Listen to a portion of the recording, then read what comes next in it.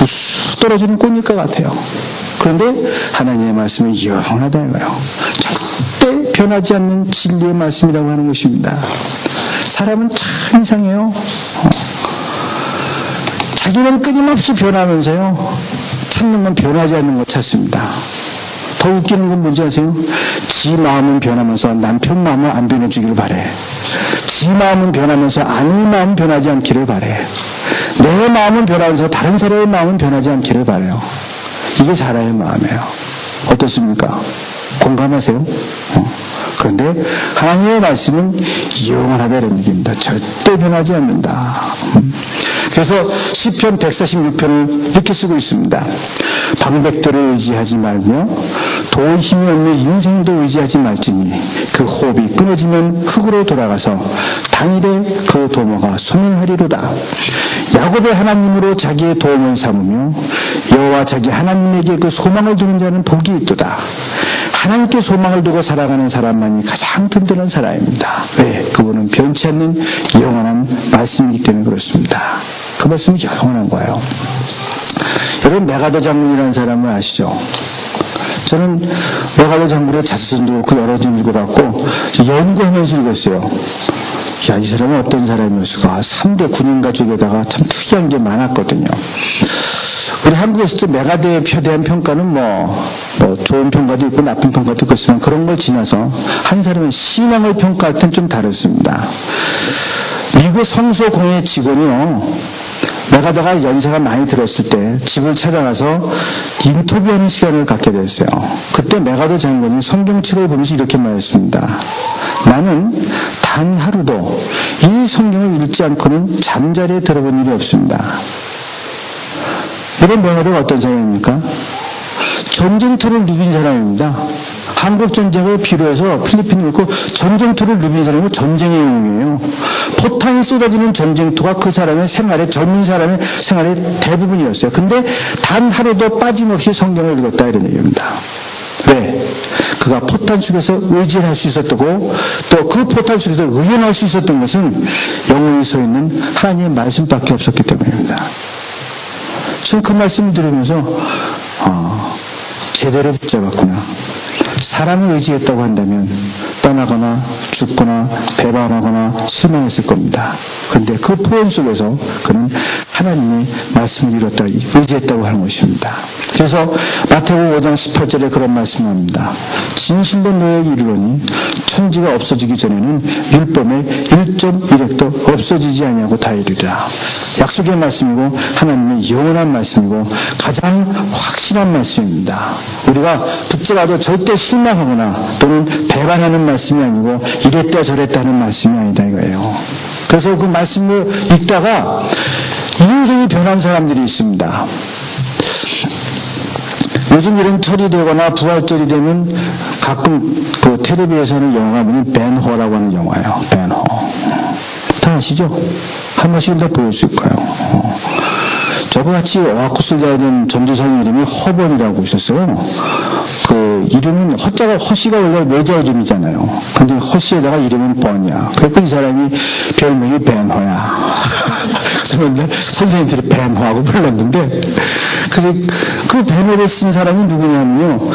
월레스라고 하는 원래 이건 군인이었습니다. 장군이었는데 외교관이었습니다. 그리고 또 글을 잘 쓰는 사람이었거든요.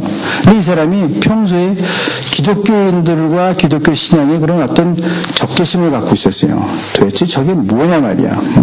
사람들 이상하게 만들고 멀쩡한 사람 질질 짜게 만들고 또 뭐냐 말이야. 그래가지고 이 사람을 깜짝 놀라게 할 만한 반기독교적인 그런 안티크리스트 같은 작품을 쓰려고 마음을 먹었습니다. 그래서 자료를 수집하기 시작했어요. 이게 허구다. 말도 안 되는 이건 조작이다. 이걸 하기 위해서 자료를 수집하고 마지막으로는 성경의 약점, 거짓, 허구성을 발견하기 위해서 신구약 성경을 읽기 시작했습니다. 여러분 그거 아세요? 우리가 애들을 키우는데요. 애들이 초등학교 2, 3학년만 돼도요. 성경에 거짓말이 많고 허구가 많다는 생각을 합니다. 주일학교에서 애들이 그러거든요. 야, 성경에는 말이야 거짓말도 많고 말이 안 되는 게 많아. 이게 초등학교 2, 3학년이면 하는 얘기예요. 성경에 뭐가 논리적이지 않고 이성적이지 않다는군요. 초등학교 2, 3학년만 돼도 알아요. 여러분 안 그러세요? 저는 중등부 같은 애들 교육전수서 때 성경 공부하면 교회를 다니던 애들은 괜찮아요. 어릴 때도 잘 양육이 되어 있고 훈련이 되어 있어요. 교회를 안 다니다가 갑자기 나온 애들. 걔들이 창세기 읽다가요. 말이 안 되는 게 한두 가지가 아니에요. 아담과 하와가 아들을 낳는데 가인과 아벨을 낳았다. 근데 어떻게 애가 나왔냐 이거야. 남자밖에 없는데. 뭐 찾아보면 한둘이 아니에요. 창세기요? 창세기 막 썼잖아요. 사람은 며칠째 찬송했어요? 6일째 찬송했잖아요. 그 만드셨잖아요. 앞에 있는 거 누가 봤어? 아니 사람을 6번째 6일째 만들었는데 첫째부터 다시 그걸 누가 봤어? 본 사람이 없는데 누가 썼냐 이거야. 여러분 창세기 갖고 이걸 초등학교 2, 3학년이면 애들이 다 알아요. 이상하네. 이거 말이 안 되네. 창세기 읽다가 그래갖고 그런 질문들을 많이 해요. 그러다가 구약에 있는 하나님 보니까는 너무 무서워요. 뭐 마음에 안 들면 진노하사 쓸어버리고 불도 태워버리시고 뭐 땅에 확 물어버리시고 완전 조폭이야. 그리고 신약의 문이 완전히 달라지거든요. 그게 연결이 잘 안 돼요. 그래서 신약과 구약의 하나님을 연결하는 것도 큰 테마입니다. 이거 어떻게 설명할 것이냐. 충분히 설명할 수 있지만 성경을 처음 읽는 사람들한테 이게 허구고요. 거짓이고 조작이거든요. 이 사람이 그걸 갖고 연구하느라고 신구약을 깊이 읽었어요. 창세기 시작해서 구약을 다 읽고 신약의 복음서를 읽을 때 이 사람이 마음이 뜨거워지기 시작했습니다. 그래서 원래서 장면이요. 계시록을 읽기 전에 돌 같은 마음이 녹게 되었습니다. 그 큰 감동에 북받쳐서 그리스도에게 항복하고 반기독교적인 작품을 쓰려고 했던 사람들이 이 사람이 붓을 꺾고 오히려 그리스도를 증거하기 위해서 만인의 신금을 이루는 대작 배너를 쓰기 시작한 거예요. 영원한 말씀, 변하지 않는 말씀이기 때문에 가장 확실한 말씀이기 때문에 사람을 변화시킬 수 있는 힘이 있습니다. 이리저리 변하는 사람이 아니고 변치 않는 말씀이거든요. 거기에는 영원한 말씀일 뿐 아니라 아름다운 내용들이 있습니다. 오늘도 보면은 주여와께서 장차 강한 자로 임하실 거요 친히 너희들을 다스려 주실 것이다. 너희들이 이렇게 바벨론에서 고생하고 있지만 너희들이 복수하려고 하지 말라 이거예요. 내가 다 다스릴 것이고 내가 이스라엘을 안으실 것이다. 그런 얘기입니다. 이 소식이 얼마나 아름다워요. 하나님께서 다스려 주신다. 이것이 정치에서는 바벨론을 이제 하나님께서 다스리고 이스라엘을 살리신다고 하는 얘기지만 우리 신앙 가운데서는 하나님이 나의 마음과 당신의 마음을 다스려 주신다고 하는 거예요. 내 마음을 내 마음대로 할 수 있다면 얼마나 좋겠습니까? 내가 이러면 안 되는데 여러분들의 마음속에서 미움이 끌어오르고 분노가 끌어오르면요 이거 완전히 비등점을 넘어선 끓는 물이에요. 컨트롤이 안 돼요. 이게 컨트롤이 안 되는 사람이 왜요? 우발적인 살인도 저지르고 우발적인 범행도 저지르는 거예요. 자기가 자기를 컨트롤할 수가 없어요. 내가 나를 마음대로 할 수가 없다고 하는 거예요. 이게 답답한 거죠. 아주 이성적으로 독일말로 쿨하게 자기를 다스릴 수 있었는데 그렇게 되지 않습니다. 영원한 말씀으로 자기를 진리의 말씀으로 나를 다스릴 수 있느냐? 듣기는 들어도 다스리지를 못해요. 근데 하나님께서 다스려 주신다고 하는 거예요. 그분의 말씀을 붙들고 매달리면 다스려 주신다고 하는 약속입니다. 제가 오늘 주일날 오늘 설교하는 말씀과 달리 매일 묵상하는 말씀이 있는데 오늘 데살로니가 전서에 있는 말씀이에요. 그 말씀이 얼마나 오늘 설교 말씀과 같이 은혜가 되는지 몰라요. 하나님께서 은혜를 주셔서 하나님께 나를 다스려 주셔서 하나님처럼 사랑하게 만드시고 그리스도처럼 인내하게 만드신다는 거예요. 하나님께서 나를 다스려 주셔서 내가 하나님처럼 사랑하게 되고 그리스도처럼 인내하게 되기를 바라노라. 데살로니가 보여하는 교회의 바울의 말이에요. 하나님 나를 다스려 주셔서 하나님처럼 사랑할 수 있게 되고 그리스도처럼 인내할 수 있게 된다. 내가 악수고 해서 되는 게 아니에요. 그분이 나를 다스려 주신다고 하는 거예요. 이게 얼마나 아름다운 말씀입니까? 그분이 오셔서 이제는 그분이 다스려 주신다. 이게 우리에겐 큰 소망이고 우리에겐 정말 영원히 불변하는 그런 말씀이에요. 그러니까는요, 다윗이 얼마나 감동을 했으면 시편 108편을 근법은 그랬어요. 하나님이 그 거룩하심으로 말씀하시되 내가 뛰놀리라 그랬어요. 내가 얼마나 기쁜지 몰라. 그 말씀을 듣고 나니까 짐이 다 떨어지는 것 같아요. 얼마나 마음이 가벼운지 몰라요. 내가 뛰어낸다는 거예요. 그 말씀을 듣고 나니까.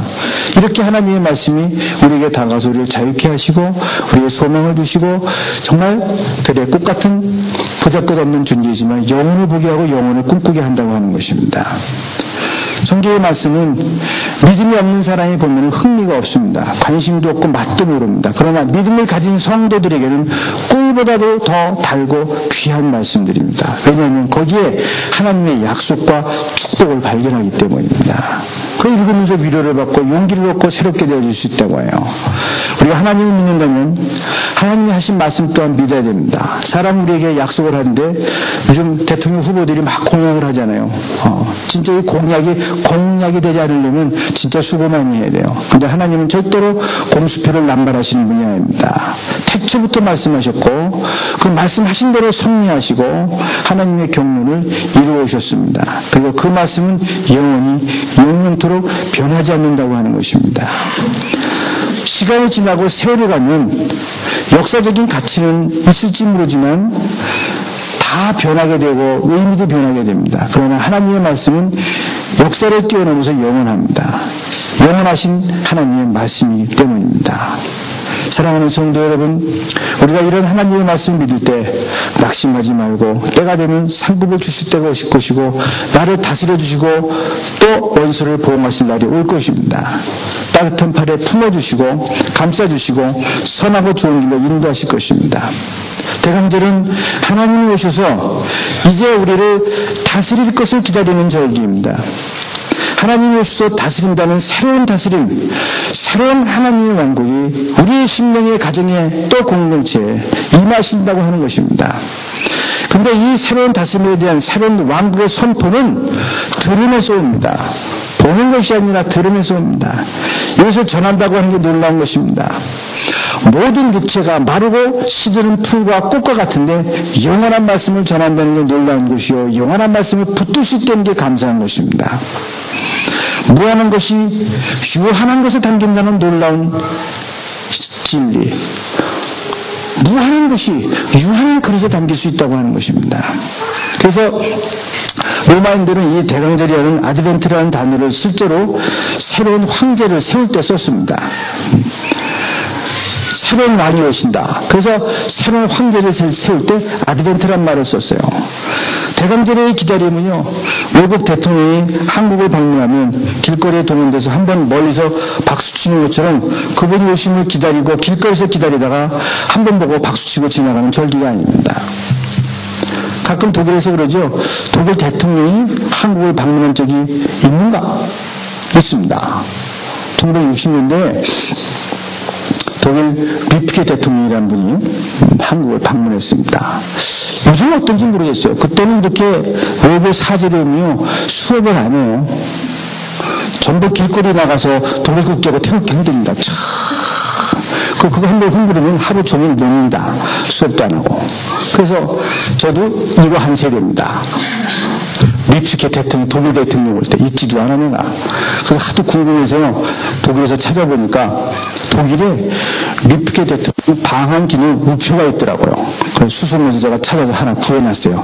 나도 이때 국기 흔들었다. 그래서 주님이 오시는 것을 기다리는군요. 외국 대통령이 왔을 때 길거리에서 한번 깃발 휘두르고 지나가는 그런 사건이 아닙니다.